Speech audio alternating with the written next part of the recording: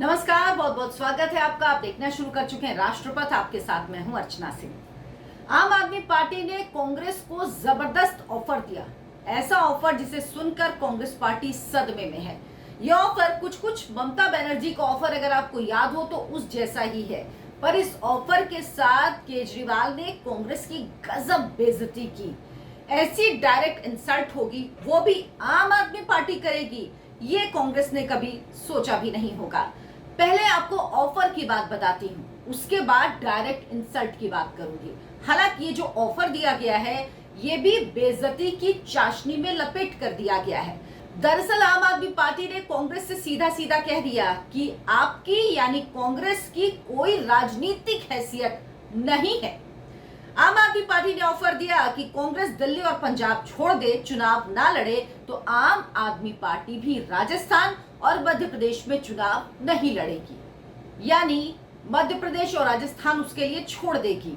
साथ ही सीधा वार राहुल गांधी पर किया, यानी इस ऑफर तक सिर्फ बात नहीं रही बल्कि कांग्रेस पार्टी की जो कमजोर नस है उस पर भी हाथ रख दिया।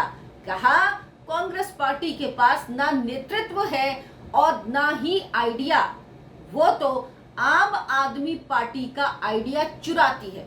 अब बताइए, सबसे पुरानी देश की पार्टी उसे आइडिया चोर कह दिया। ये कह दिया कि आपके पास तो अपना ओरिजिनल कोई आइडिया ही नहीं है, आप तो हमारा आइडिया चुराते हैं और उसे जाके दूसरी जगह अप्लाई कर देते हैं। और देश की सबसे पुरानी पार्टी सबसे नई पार्टी से सीख रही है। बताइए, गजब बेइज्जती है या नहीं? इतनी पुरानी पार्टी के पास कोई आइडिया नहीं, वो नई पार्टी आम आदमी पार्टी की आइडिया लेती है और उसे अप्लाई करती है। ऐसे तीखे हमले होंगे ये कांग्रेस पार्टी ने सोचा नहीं था। कांग्रेस सदमे में है क्योंकि केजरीवाल भी कुछ दिन पहले तक राहुल गांधी और मल्लिकार्जुन खड़गे से मिलने का वक्त मांग रहे थे। अध्यादेश को लेकर वो राजनीतिक परिक्रमा कर रहे हैं। उन्हें लगा कांग्रेस पार्टी का सपोर्ट मिल जाएगा तो उनकी जो पोजीशन है वो स्ट्रांग हो जाएगी, क्योंकि सबसे बड़ी पार्टी अगर है तो कांग्रेस ही है और उसका साथ उन्हें मिल नहीं रहा तो लग रहा है शायद अब अरविंद केजरीवाल को इसी बात की चिढ़ है, बौखलाहट है, जो अब कांग्रेस पार्टी की पूरी ऐसी की तैसी करने में लग गए हैं। सरजी की तरफ से आजकल मोर्चा संभाला हुआ है। आजकल आप देख रहे होंगे ज्यादातर नजर आते हैं सौरभ भारद्वाज, जो स्वास्थ्य मंत्री भी हैं। ऐसा लगता है सरजी ने सौरभ भारद्वाज को कह रखा है कि कांग्रेस की पूरी ऐसी की तैसी कर दो। अब कांग्रेस के लिए क्या कहा सौरभ भारद्वाज ने, ये आपको उन्हीं के शब्दों में बताती हूँ।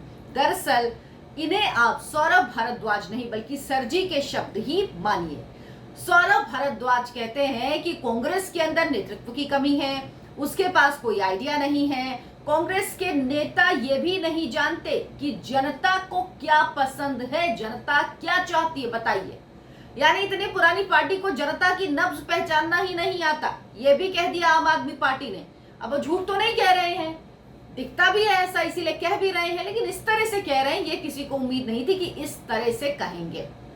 स्थिति ऐसी हो गई कि कांग्रेस अब आइडिया और मैनिफेस्टो तक की नकल करने लगी है। ये सब सौरभ भारद्वाज ने कहा है।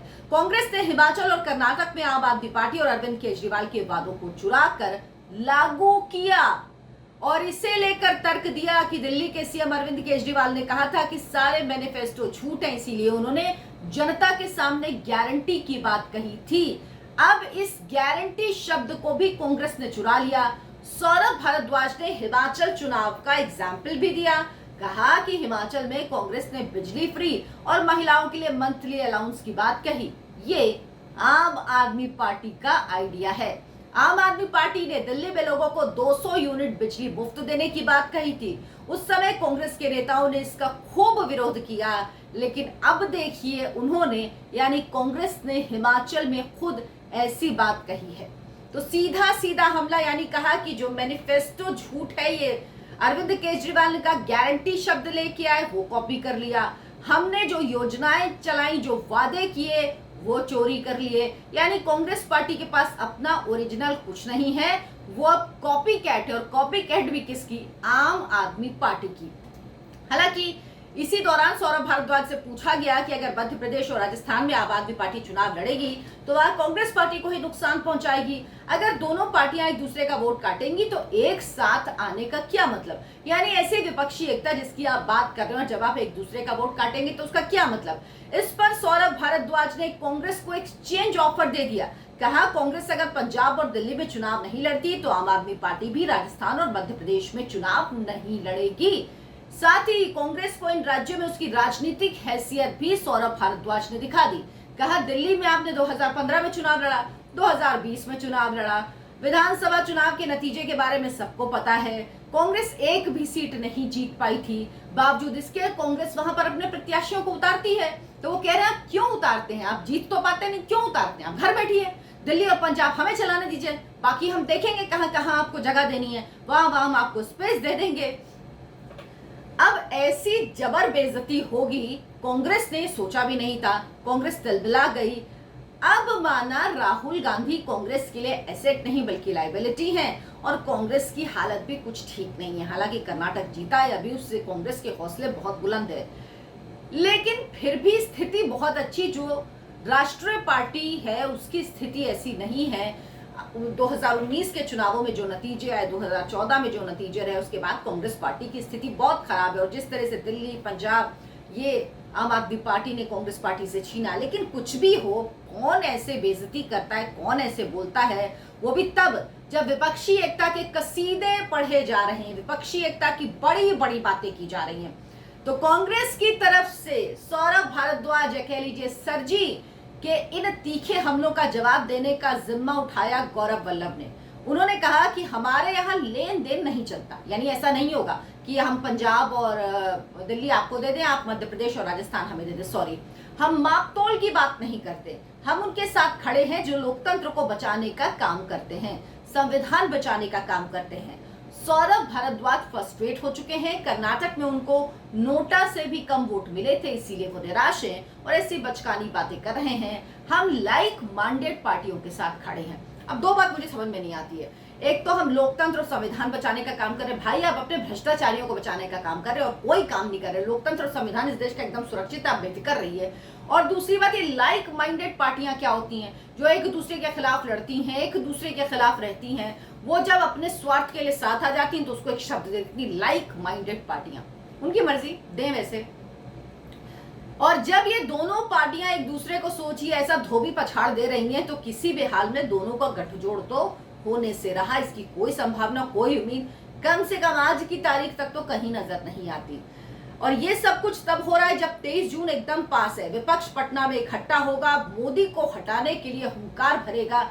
अब तो वाकई ये बातें सुनकर भी हंसी आती है। अभी तक के हालात देखकर लगता है कि कुछ इनका कुनबा जुड़ेगा या नहीं जुड़ेगा। यूपीए में जितने लोग थे उतने ही रहेंगे, कहीं से कुछ एड ऑन हो इसके कोई आसार नजर नहीं आ रहा है, बल्कि कहीं कोई माइनस ना हो जाए उस पर इन पार्टियों को नजर बनानी चाहिए। और आप नजर बनाकर रखिए 23 जून को होने वाली विपक्ष की भारी भरकम बैठक में, जिसके बाद तो एकदम चमत्कार हो जाएगा, जिसके बाद एकदम मोदी जी को तो पद ही छोड़ देना पड़ेगा। हालांकि ये लोग बेकार कोशिश कर रहे हैं, 2024 में कोई नहीं आने वाला, आएंगे तो मोदी ही, लेकिन फिर भी ठीक है, राजनीतिक पार्टियां चुनाव लड़ना उनका काम है, मैदान में उतरना उनका काम है, वो कर रही हैं। लेकिन यकीन मानिए कि जिस विपक्षी एकता की बात ये लोग कर रहे हैं, ये सब जो हालात, जो तस्वीर, जो वाद विवाद, बात, हमले, ऐसे हमले जो पहले कभी नहीं हुए, कोई विपक्षी एकता कहीं से ना बनने वाली, सब अपनी अपनी ढपली, अपना अपना राखी चलता रहेगा। वीडियो को लाइक करें, शेयर करें और आपसे गुजारिश है कि मेरे चैनल को सब्सक्राइब जरूर कर लें। नमस्कार।